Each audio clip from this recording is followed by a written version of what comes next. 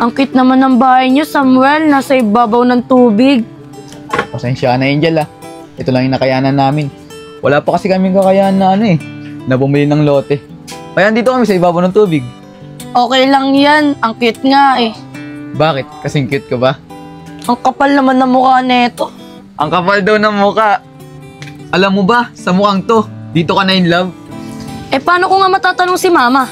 Eh palaging ang galit sa akin. Kaya nga ako umalis eh. Oh, relax ka lang. Baka pati sa akin magalit ka.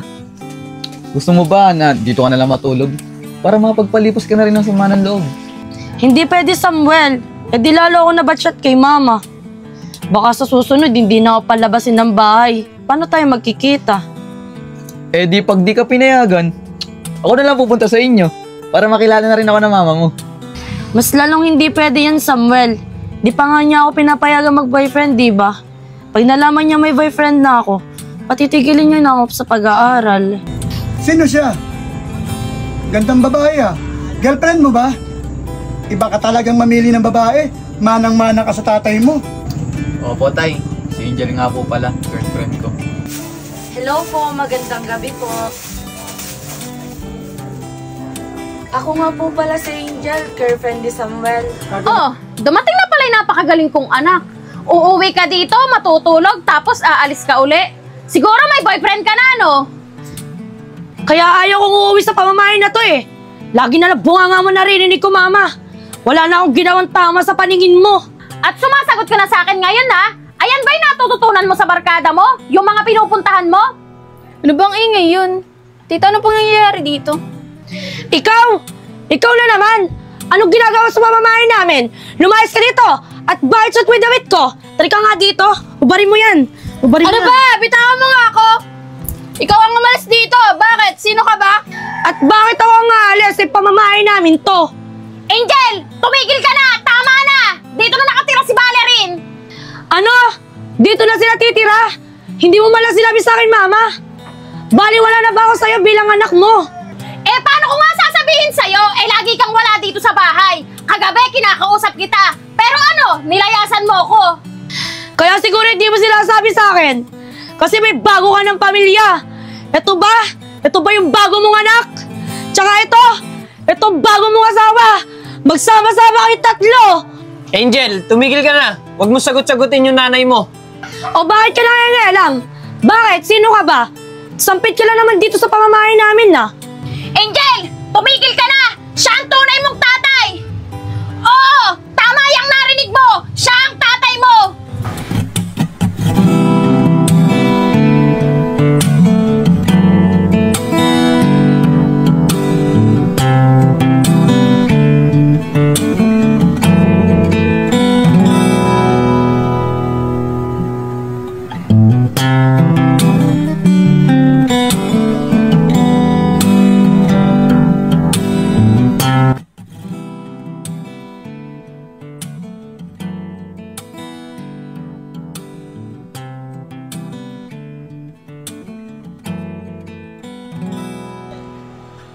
Angge. Angge. Halika nga dito, may tatanong lang ako sa'yo saglit. Bakit? Ano yun? Nasaan ba si Angel? Kanina ko pa hindi nakikita. Lumabas kaninang umaga. Pero hindi ko alam kung saan nagpunta yun. Alam mo namang galit pa sa atin yun eh. Yun nga eh. Grabe palang magalit yung anak natin. 2 buwan na nakalipas, hindi pa rin tayo pinapansin. Ngayon nga lang nagkaganyan yan eh. Hindi ko rin alam kung bakit. O sige, dyan ka muna. Lalabas muna ako, hanapin ko. Sige, ingat ka ha.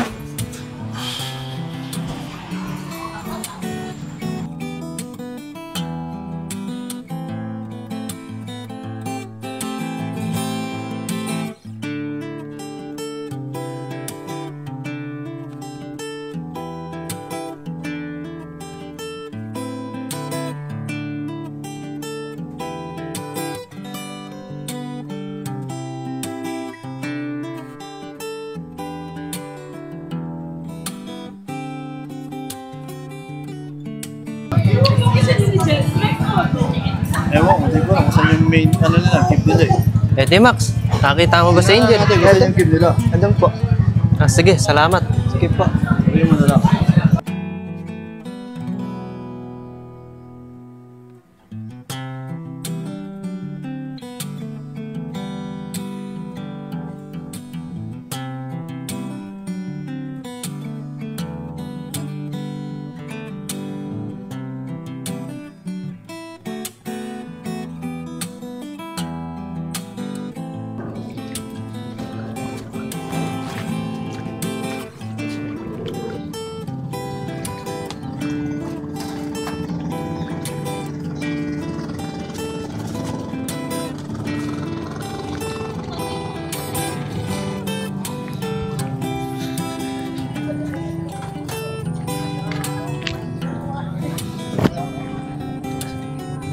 Baka nandito lang yun. Try ko kaya doon sa dulo.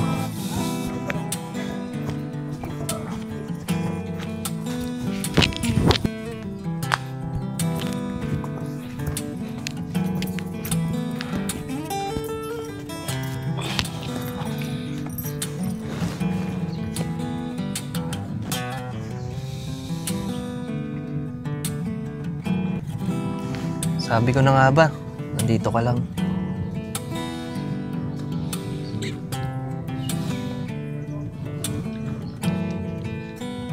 Hanggang ngayon ba, galit ka pa rin sa amin ng mama mo?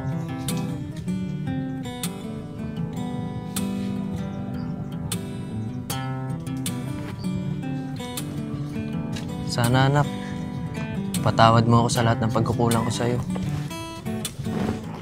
Alam ko anak, mahirap yung pabor na hinihingi ko sa'yo.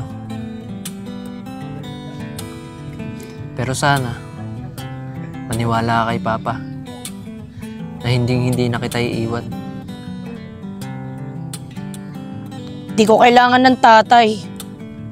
Lumaki nga ako ng ganito nang wala akong tatay. So ano pa magiging papel mo sa buhay ko? Okay lang anak, magalit ka sa akin. Tatanggapin ko. Alam ko naman kasalanan ko Pero di pa rin ako susuko. Tandaan mo to anak. Pag dumating yung araw na mapapatawad mo na ako, ako yung magiging pinakamasayang tatay sa buong mundo. Tapos ka na ba? Alis na ako Babush! Angel, saglit lang. Mag-usap muna tayo.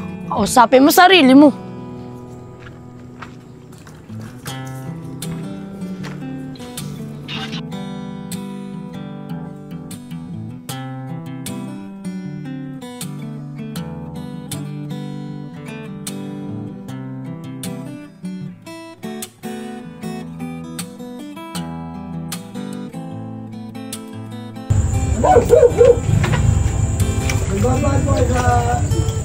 Grabe naman itong ng bagyo. Halos wala nang tirang magamit sa aming bahay. Samuel! Anak! Tay, nandito ako, Tay! Samuel, anak! Abutin mo itong kawayan. Anak, tingin mo. Tay, dahan-dahan lang. Baka pumahulog ako. Tay, paano yan na? Paano na po yan ngayon? Halos lahat ng dito sa bahay natin, siraan na. Huwag kang mag-alala, anak. Maghahanap si tatay na matutulugan ngayong gabi.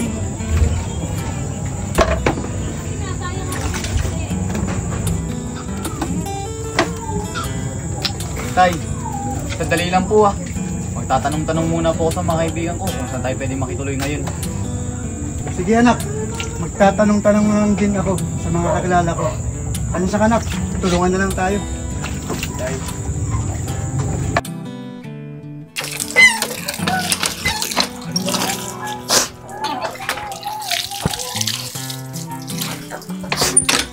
Uy, Tol RJ! Baka pwedeng makiusap ako sa'yo, Tol. Sige tol, ano yun? Baka kaya ko. Tol, nasira kasi ng bagyo yung bahay namin Baka pwedeng makituloy muna kami sa inyo, kahit ngayong gabi lang. Yun lang. Pasensya ka na tol Masigit na kasi sa bahay namin. Wala na kayo matutulugan dun. Ganun ba? Sige Tol, okay lang. Try ko na din magtanong sa ibang tropa. Sige Tol, una na ako.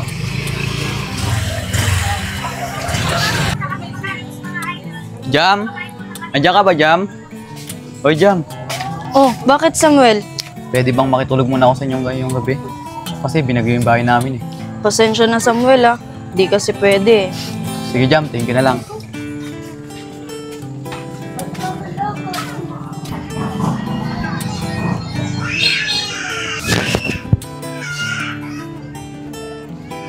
Oh, Angel. Gabi na. Saan ka pupunta? Saan pa ba? Eh di papunta sa inyo. Di ka kasi nagre-reply sa mga chat ko eh. Pasensya ka na, Angel ha. Binagyo kasi yung bahay namin. Ang ginawa ko maghapon, inipon ko yung mga kawayan na nagiba dun sa bahay namin. Eh paano yan? Eh ano, okay na ba yung bahay nyo? Naayos nyo na? Ang totoo niyan, di namin kaya maayos yung maghapon. Kaya nga naghahanap-hanap ako na matutuloy na namin ni tatay. Angel, baka pwede makituloy kami sa inyo ngayon ni tatay. Kahit ngayong gabi lang. Samuel, hindi pwede. Alam mo naman di ba na hindi pa alam ni mama na may boyfriend na ako. Tsaka, andun pati yung papa ko. Ha? Di ba wala ka ng tatay? Basta, napakahabang istorya. Pwede ba huwag muna natin yung pag-usapan ngayon? Ang unahin natin, yung paghahanap na matutuluyan nyo. Pwede ba samahan na kita? Salamat, Angel ha. Sige, tara. Magtatanong muna ako kay Robert kay Sky. Nay Mimi, kumain ka na ba? Gusto mo bili kitang Chicken Joy sa Jollibee? Nasaan na kaya si Angel? Maghapon na, hindi pa din umuwi. Konting-konting na lang talaga, palalayasin ko na yung batang dun. Tita, asan po si Daddy? Kanina ko pa po kasi siya di nakikita eh. Ah, lumabas kanina. Hanapin daw niya ate Angel mo. Ginabi na nga eh, wala pa rin. Ganun po ba? Tita, ano pong ulam? Nagugutom na po kasi ako eh. Anak, may tortang talong dyan. Pagtyagaan mo muna ha. Eh, ayoko nun tita. Bahala kayo dyan. Bumili kayo ng ibang ulam. Aray ko!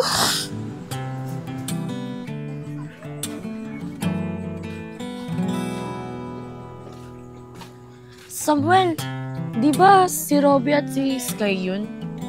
Tara, tanungin natin kung pwede sa kanila. Oo nga no. Tara, punta natin.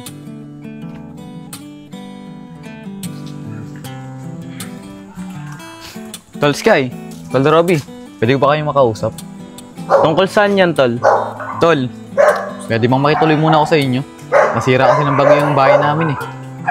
Tol Samuel, pasensya ka na. Maliit lang bahay namin. Hindi kita mapagbibigyan. Eto si Robby, tol. Tanungin mo rin siya. Sa inyo, Tol Robby, baka pwede. Tol, pasensya na rin na. Hindi pwede sa amin. Magagalit mama ko. Sige, Tol, okay lang. Naiintindihan ko kayo. Pero Tol, baka may alam kayo na pwede namin pagtigilan ng tatay ko kahit ngayong gabi lang. Tol, ang alam ko, yung ibang nasalantaan ng bagyo. Ayun no, dito sila natulog sa court. Oo nga tol, tama. Pwede dun. Sa court? Sige, Tol, salamat ah. Tatanungin ko muna si tatay. Sige, tol. Sige, Tol, dito na muna kami ni Angel ah.